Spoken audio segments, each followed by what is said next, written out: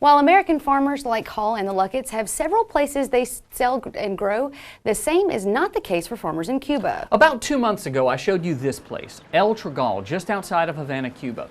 It was the only public wholesale market for farmers in Cuba. I say was because it is now closed. It opened in 2013 as the only place where farmers and buyers set their own prices. It reminded the rice farmers who went on this trip of the early days of the Chicago Board of Trade.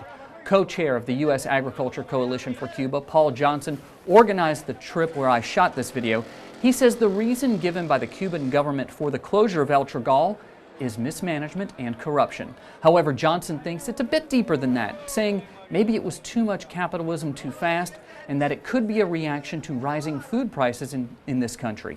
Cuba imports about $2 billion worth of food every year to feed its 11 million people.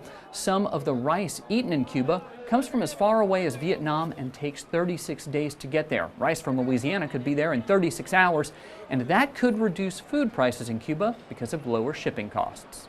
This is a half step back. It's disappointing, but we need to think about Cuba's internal struggle and then how to improve upon that. And I think you hit on perfectly. We could trade more with Cuba. On one hand, we could bring our farmers to teach them the know-how and exchange of technology to help increase their production levels, which I think is the root of all this problem, is just low production or not sufficient production.